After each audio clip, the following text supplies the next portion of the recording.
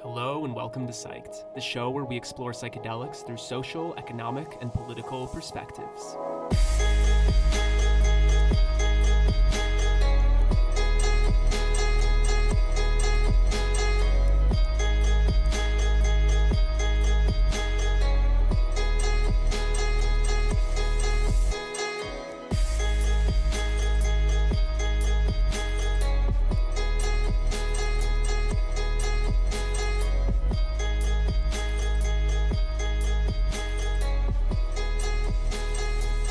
All right, and the last speaker of today, we have Zac Haigney. He's a freelance science and business writer. He is the author and founder of The Trip Report, a newsletter offering insight, news, and analysis at the intersection of business, policy, and psychedelics. Zac is drawn to the emerging psychedelic ecosystem because restoring psychedelic experience to the culture is a watershed moment in human history. The Trip Report keeps readers informed by analyzing the news within the context of the larger themes, forces, and history of psychedelic science, culture, and practice. Zac, thank you so much for joining us and welcome to Psyched.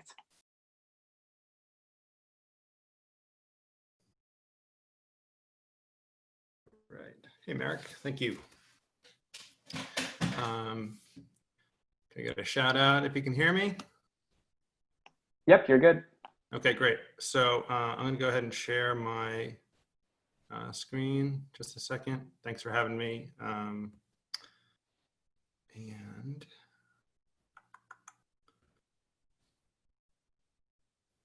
where did my presentation go? There it is. All right, cool.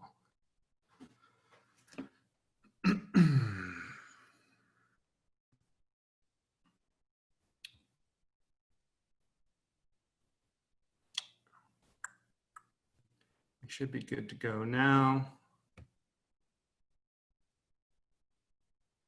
So I'm told that I'm sharing my screen. Hopefully that's the case and you all can hear me and see me. And so my name is Zac Haigney. I live in Portland, Maine with my family, and I'm a failed would-be medical doctor, would-be business person, and would-be acupuncturist. And so here I am trying my hand at science and business writing. But all of those past career ambitions have sort of led to what I feel like, or what I think is sort of like a unique sort of combination of experience that I think is pertinent for the psychedelic renaissance ecosystem, whatever we're going to call it. So I had, in my clinical experience, I had this sort of overwhelming experience of not feeling, what would you say, well prepared, equipped for some of the more challenging cases where people were having emotional releases and dealing with significant trauma and these kinds of things. And so I knew that if I wanted to get involved with psychedelics, it wasn't going to be as a therapist, which is to say that that was the only sort of way my mind worked at that point in time. So I wasn't going to go back to school to become a scientist. I've always sort of enjoyed writing, and so I just started writing about sort of the what I was learning and seeing, and so I'm going to take you through some of the last year. I started writing the Trip Report in May of last year. Took a bit of a hiatus as we moved and got my practice, or trying to get my practice up and going. So we'll see how it goes. But that's me there, thetripreport.substack.com. And this is the basis, I would say. This is sort of the model. A fool who persists in his folly will become wise. And so as Steph alluded to in the last presentation, you know, I can't sort of, I don't have answers. I'm not an expert. I'm simply trying to sort of unearth some of the areas of interest and the dynamics and the tensions and the trade-offs in this space, and doing it sort of with the sort of the quote unquote garage door up and seeing what we learn. And so I publish 3 times a week the Trip Report. Monday and Friday are for paying subscribers. Wednesday is for anybody who's on the list. And I try to sort of do a combination of two things. Or let me go back and say this is the first dispatch of the trip report, and so it's very much sort of quote unquote inside baseball, right? The idea is that this is for the people who are building this ecosystem. I don't have the capacity or the skill to write, for a general audience and try to convey that information. This is really just sort of top of mind, trying to fit pieces together. And so recently I made this sort of announcement to my readers. It's somewhat of a, kind of fly by the seat of my pants, trying to figure it out as I go. Because really I'm trying to do three things, as I say. It's sort of summarize the sort of the news that's happening primarily on the business and the policy side, but also a little bit of the science and the cultural impact, but primarily business and policy, and trying to connect the dots of recent sort of news to things that have happened in the past in relation to this company or this project or this domain or this policy initiative, but also tie it into like what I'm thinking of is these larger sort of themes or trends or trade-offs or issues or tensions or needs, things that we need to be asking ourselves as this sort of space expands. And so there's no clear structure, and so that's something I'm working on. But these are some of the I sort of had this idea of big ideas or core issues or evergreen concepts that we'll be working with and thinking about for what I can sort of think is like the long-term future. And this is by no means all of them, right? For example, this doesn't include like the sort of take on war on drugs and issues of racial justice in the space. And so these are just like the things that we'll be sort of like grappling with and chewing on and sort of hopefully having like substantive and meaningful conversations about as this ball continues to roll. And so I just want to lead you through I guess a few of these kind of things and try to give you, I guess, a little bit of insight into like what goes into like the writing process and the research process and the thought process for trip report sort of dispatches. And so this idea of the last mile problem is like it's sort of I'm borrowing it from I think primarily like freight shipping and sort of the like transportation industry. And so if you think about when you get on a plane, and you're going to a destination, say I'm flying from New York to Los Angeles, and so the process of taking off from New York and going and landing on Los Angeles is very efficient. It's fast. You're just sitting there. You don't have to think about it. It's all taken care of. The cost per mile per time is like at its minimum, right? It's the most efficient. And then when you land, you got to start navigating sort of where how are you gonna take the bus? Are you gonna take the train? You're gonna hail an Uber?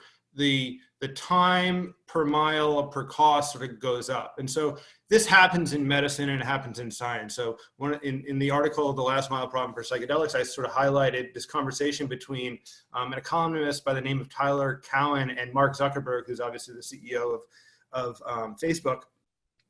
And they were talking about sort of health disparities and the issues of innovation and applicability and delivery in healthcare.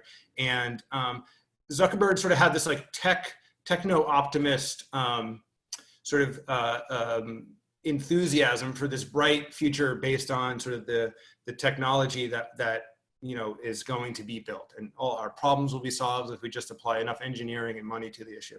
And Tyler Cowen sort of brought up this sort of listing these instances where this is not proven to be the case, right? So two of them are the Human Genome Project, whereby we had this huge aspirational sort of thinking that when we map the human genome, we're going to be able to sort of make all these diseases go away. And that's obviously not been the case. The human genome was mapped. That was sort of like the equivalent of like the flight from New York to LA.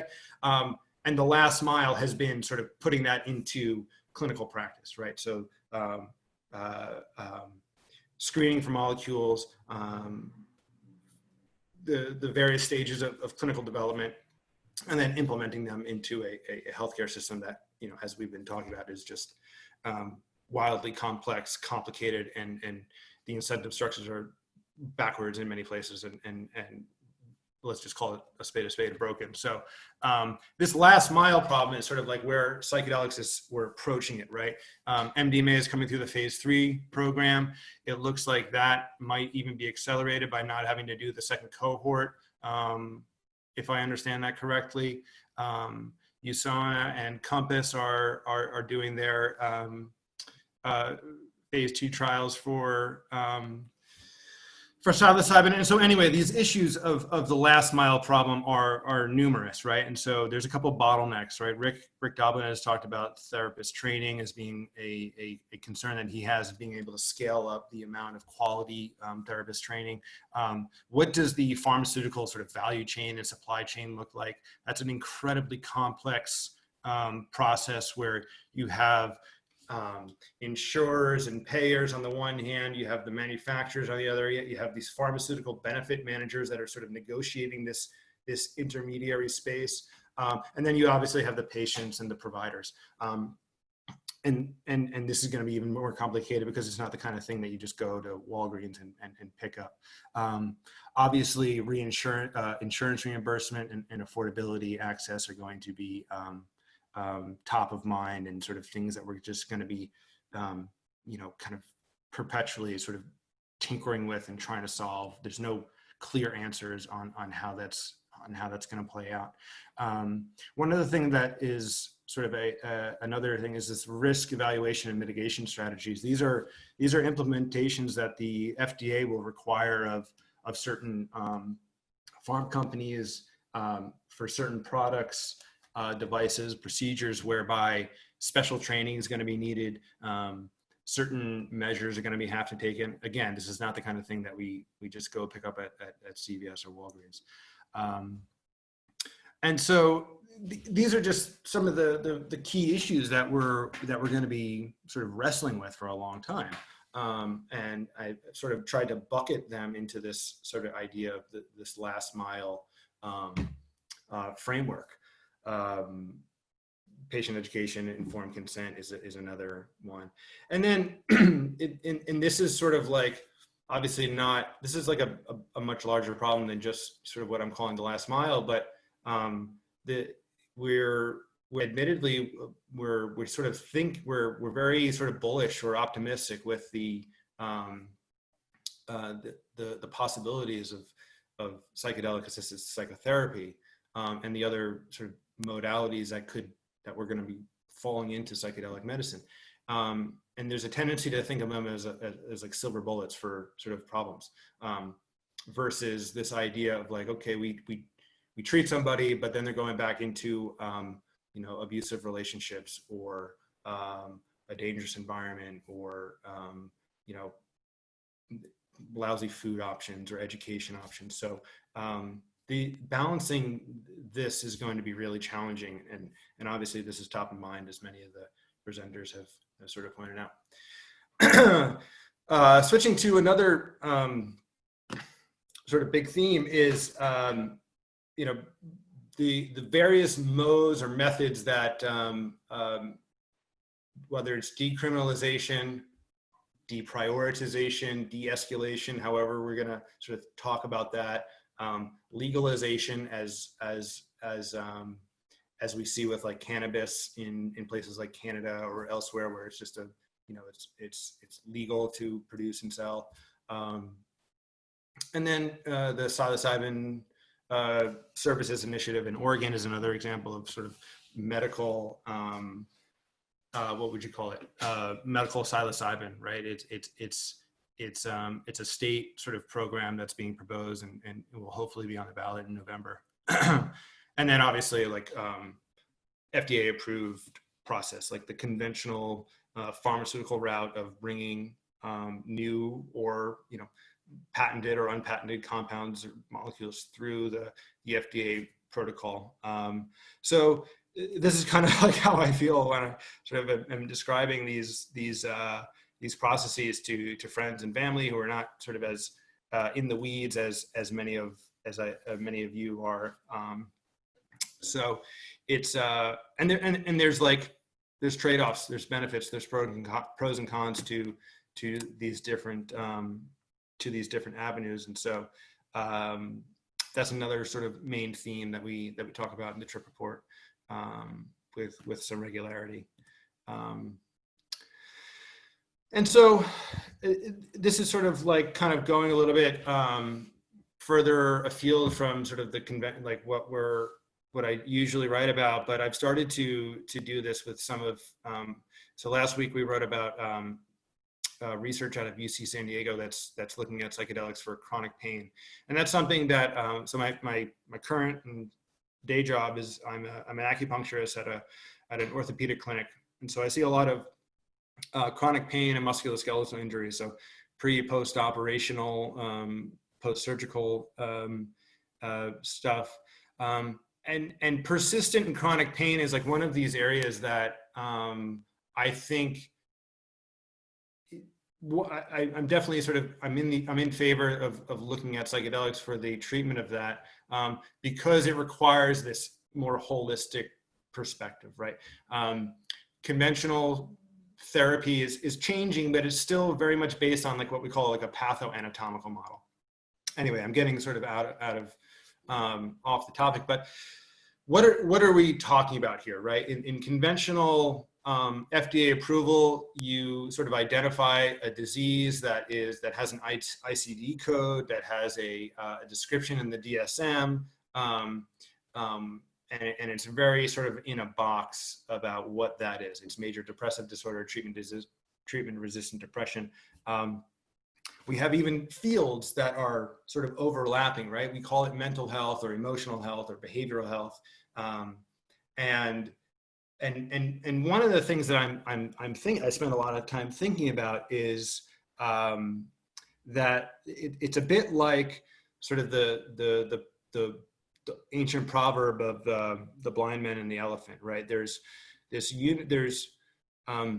depending on your tools and depending on your framework and depending on your sort of vantage point and where you're interfacing with the problem, you're going to perceive it differently. And so I spend a lot of time, and so going back to like chronic pain, for example, I would argue that chronic pain is mostly considered this pathoanatomical problem, right? We use MRIs and X-rays and imaging and orthopedic evaluations to sort of try to figure out which tissue is broken. Where is the disc herniation? Where is the fracture? Where's the misalignment of the spine or the pelvis or the shoulder? Where is there fraying or tearing? And really, after a certain period of time, those are all, perfectly appropriate in an acute phase. But after a certain period of time, it becomes the pathology or the lesion, so to speak, is in the nervous system. And really, it's in the neuroimmune system. And really, it's in the neuroimmunohormonal system, which kind of points to this idea that it's wildly complex. It's super challenging to sort of pin like a one-to-one relationship between a pathology and a cause, and then a pathology, a cause, and then a treatment. I hope I'm making sense. This is sort of the process that I go through on a thrice weekly basis, and it's challenging and it's exhausting, but it's fun. So I hope you're following along. So I guess what I'm thinking about is this. Let me just remember. Oh yeah. So the idea that we have a larger problem than just these sort of one-off ICD codes, or that it's a spiritual problem, or it's a problem of consciousness, or it's a pattern of disharmony is a term that we use in acupuncture. These are all different ways of sort of kind of trying to put bounds around what it is we're talking about. And I find this process like really fascinating. I don't have a dog in any one of these races, so to speak. I just like thinking about it. And so I'm always, the feedback that I get from readers with these kinds of things is always great, because it feels like I spend a lot of time thinking about it, and so when it connects with others, it's great. Let me just check the time here. Okay. And so one of the things that I spent a lot of time thinking about with let me just see. Okay. Oops. Sorry. I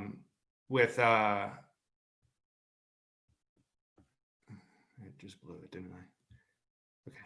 So one of the times I think a lot about how, like, making sense of as an acupuncturist, making sense of Chinese medicine in a biopsychosocial framework, right, or a modern scientific modality. And this is like what I think drew me to psychedelics primarily, is that there's no clear answer to this, right? And it's really complex, but it's endlessly fascinating. And so one of the things that I'm sort of noticed about in Chinese medicine, and I would argue possibly like what I would call like indigenous modes of healing, like across culture and across time, is that there's a unifying sort of framework that we can think about. And all of the tools, and I'll just speak about like the tools that we use in acupuncture, which is obviously needling, herbs, something called moxibustion, which is like a burning of a dried, can't even remember the type of plant, but it's a cauterization process. It's very small. But anyway, all of these tools sort of like fit this model of like a small stressor that doesn't necessarily do damage, because it's such a small perturbation. But what it does is it catalyzes the innate healing response, or the adaptive response from the body, right? And so in this way, stress is like a form of therapy. It's a form of information. And I think that, and I wonder, I kind of continually wrestle this, like, do psychedelics fit this framework, right? Does the downregulation of the default mode network and the change in perception of consciousness act as almost like a stressor to the system that, after it's processed, allows for the system to come back and express itself as more whole, or more robust, or more resilient. And I think it's interesting when we use the language around bad trips versus, and we try to think about them as difficult trips. It makes sense in this framework, seems to make sense, right? The surrendering to the negative, or the painful, or the scary emotion has like the capacity to reshape the nervous system in such a way that, in the after effects, with integration with other sort of forms of spiritual or emotional work, is the system then more robust and more resilient. And so that's how I think about this from a mechanistic standpoint, right? Obviously, we have a hyper focus on like the 5-HT2A receptors and where they are and how they upregulate and downregulate circuitry. But from a larger sort of perspective, I like this idea of like the adaptive stress response, because I think it can apply both like a physiological sort of framework, but also like a narrative, spiritual, emotional framework. Anyway, that's sort of something that I spend a lot of time thinking about, and I'm starting to more weave into into the trip report. And and so this is like from the world of pain science and persistent chronic pain. One of the things that prevents people from improving is not necessarily, again, it's not a matter of like an issue in the tissues, so to speak, an injury there, but there's a conceptual component, like how we perceive, how we understand, and how we interpret the message that we get from our providers, how we understand, our low back pain. If somebody has been told that they have a slipped disc and that's what's causing their low back pain, that's going to change how they move through the world. They're going to be less likely to move in ways that are normal and completely safe and completely functional. They're going to start to narrow the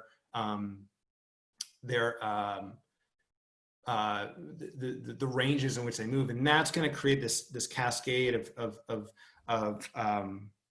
negative feedback that contributes to the persistent pain. So this totally deviated from what I initially was going to talk about. I hope that's okay, Merrick. Don't be too harsh with me. But these are some of the ideas that I'm sort of like constantly thinking about and mulling over as I'm writing my the trip report. So I think I'm going to go ahead and stop now. I've been told that I have couple minutes left, and I will take any questions if that's okay. Thanks so much, Zach. Really appreciate it, man. Yeah, definitely no scolding. Yeah, I went a little too far there. I'm not sure. No. It's really great. It's really great. And it's awesome to hear kind of like all the different worlds you get to dive into just kind of writing this and creating it. It's I think that there's several kind of media outlets trying to talk about the psychedelic ecosystem, but I think why some of those outlets may have not been as successful as the trip report has been, from at least what I've seen, is just I think that you really paint a more comprehensive picture. You dive deep enough to kind of get people to ask some questions and start having some conversations, and I think that that's probably one of the most important things for this space at this current point in time. Would love to hear your thoughts on, you get to do all of this research, see all of these different perspectives. Is there something, that you've thought about that you're just surprised that you really haven't seen kind of coming to the forefront? Any blind spots you feel like this, ecosystem has right now that just hasn't really been talked about? I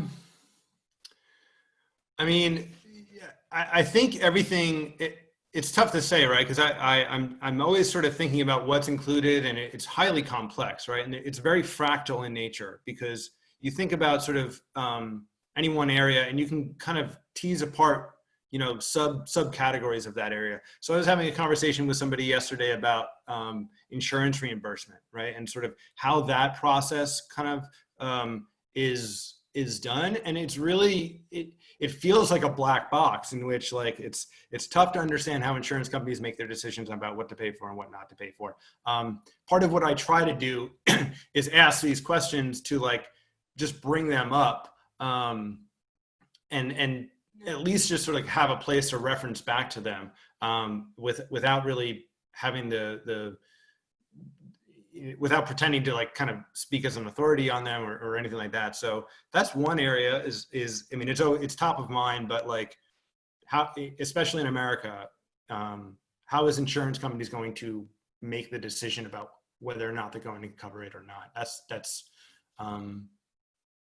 just like a really messy, complex topic that doesn't have a clear answer. I think there's a lot of things that don't have clear answers, but they're sort of, we're cycling through them. I can't really think of anything that's not sort of like touched upon with regularity, but I'm sure there is. It's just not coming to mind. Mm-hmm, definitely. Yeah, we got a question from an attendee. Where do you think that psychedelics are going? Will the big money ruin the humanity and humility of the psychedelic space? Man, that's the $1 billion question, right? I mean, on the one hand, it's like there's on the one hand, that's like a completely like, I wonder that myself. On the other hand, it's like, we need money to like build stuff. And so, it's going to change for sure, right? Like it's going to change. And there's going to be pros and there's going to be cons, and depending on your vantage point and your values, is going to dictate how you interpret like which are pros and which are cons. Hmm. Definitely. Yeah, I think, there is very much, especially in this transition, kind of a, reminiscing and thinking about kind of like the good old days, and Yeah. what, kind of to Steph's point from the last talk, I think, there have been many problems that have persisted over the last few decades, over the last several centuries. I mean, there have been problems with psychedelics, throughout since we began really engaging with them as substances. And so I think that the problem set is going to be really different over these next couple decades. But I think that there's going to be a lot of changes, and certain things will get better, certain things will get worse. And I guess it's really for us to just kind of keep the conversation going and being vigilant of all the changes that are happening. Yeah, for sure. I have a question for you that's, I guess, a little bit unorthodox, but I'd love for you to chat a little bit about, you're an entrepreneur in this space, you're writing about it, you're researching so much about it. And from our previous conversations, it doesn't necessarily seem that your core community is necessarily all psychonauts. And I was just wondering, how do you engage with kind of your friends, your family, your community around, kind of this project that you're working on and what you're doing, when they might not necessarily be the most psychedelics literate? Well, I mean, it's at this stage of my life, like my day-to-day interactions, my core is like my 3-year-old son, my partner, my parents, my brother-in-law. So they all are like, they're sick and tired of me, rambling on about this, and that's like one dynamic. But I had, early on, I didn't tell anybody that I was writing this, and sort of kept it hush because I wanted to see if it had legs and if it was going to be appreciated. And also because like, I'm like, I'm a Johnny come lately to sort of the community, right? The space. Like I don't have any, I understand that about it, right? So I wanted to kind of just have a medium through which to think out loud, I guess. But when I'm talking to people, for example, like, and I've started to publish, post on LinkedIn occasionally about like these things, and people that I went to high school and college and teachers and past colleagues are like, probably like, what is this guy talking about? But, on the other hand, like I've been an acupuncturist for the last 8 years, and that's also like a little bit out there for most people. And so, if people are willing to engage and like talk about it, like we can just, it's endlessly fascinating, either topic. Mm-hmm. Chinese medicine, acupuncture, pain, psychedelics. It's really cool and complex stuff. Yeah. A couple more questions from the audience. Sure. What's your favorite psychedelic, and why? And then the last one, how would you start to be an entrepreneur in psychedelics? Well, mushrooms, because of just, it's been like the most accessible to me in my journey. And in terms of entrepreneurship, I mean, the beauty of what I'm doing, I think, is like it fits.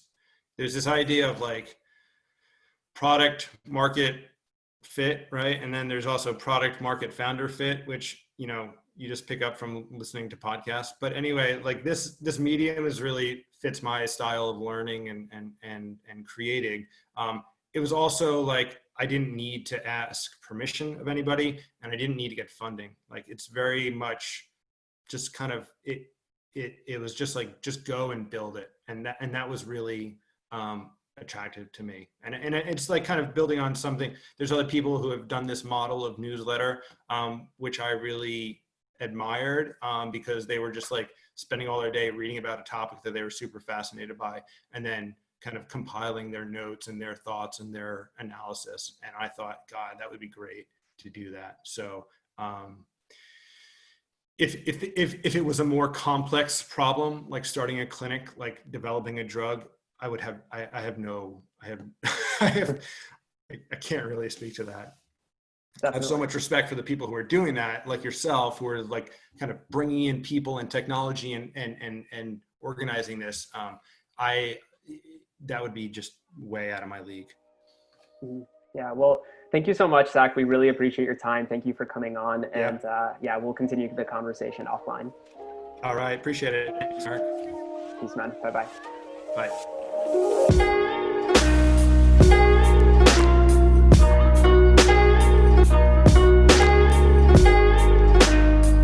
All right, so thank you all for attending a really incredible first day. Just a lot